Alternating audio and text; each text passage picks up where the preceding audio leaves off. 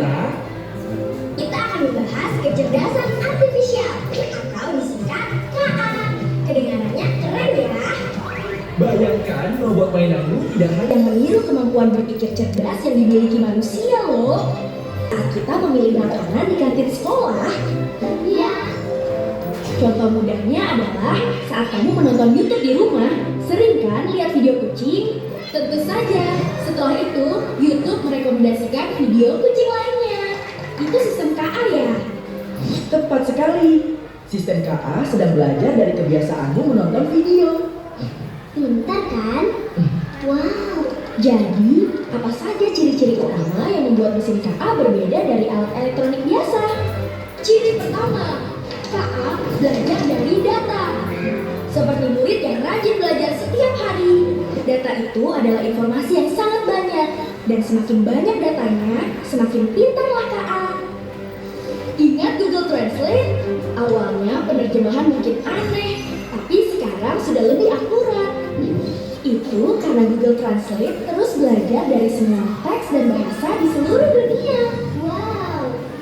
Semakin banyak informasi yang diserapnya, semakin tajam dan pintar kemampuan belajarnya teman-teman.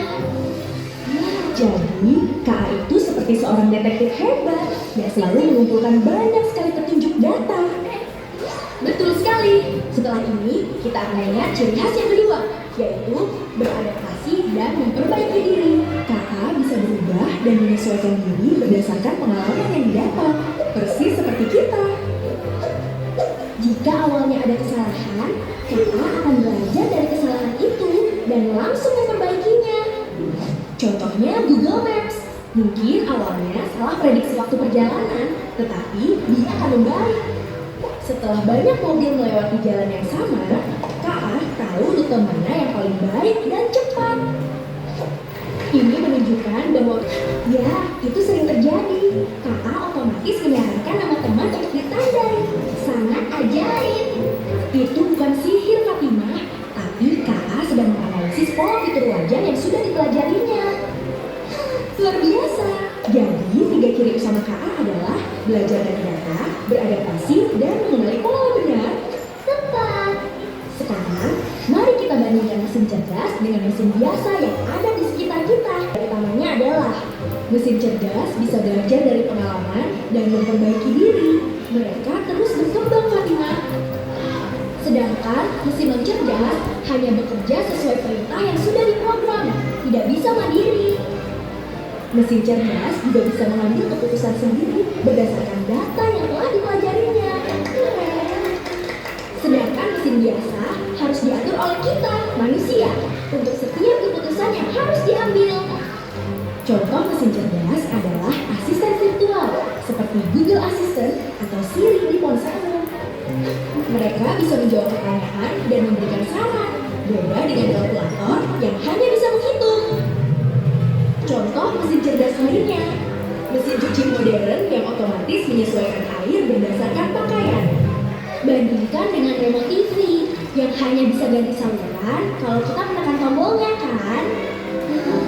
Mesin non cerdas hanya bisa melakukan satu hal berulang-ulang sesuai perintah yang sudah tertulis.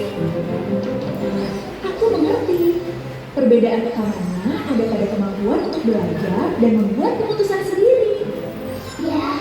KA memungkinkan mesin menjadi cerdas dan melakukan tugas tanpa selalu menunggu perintahmu. Mesin-mesin ini menjadi teman kita yang super pintar dalam membantu aktivitas sehari-hari. Ingat ya, KA membuat komputer bisa meniru kemampuan berpikir kita, seperti mengambil keputusan. Kalau begitu, apakah kipas angin kita mesin cerdas? Tentu saja bukan, dia hanya berputar. Betul, ingat, mesin biasa hanya menjalankan tugas sesuai pemrograman. KA melangkah jauh dari itu. Sekarang giliran teman-teman di rumah. Coba sebutkan satu contoh mesin cerdas lainnya. Ingat, mesin cerdas akan terus belajar, beradaptasi, dan menemukan pola. Kalian juga harus begitu. Terima kasih sudah belajar bersama kami tentang kecerdasan artifisial hari ini. Sampai jumpa lagi.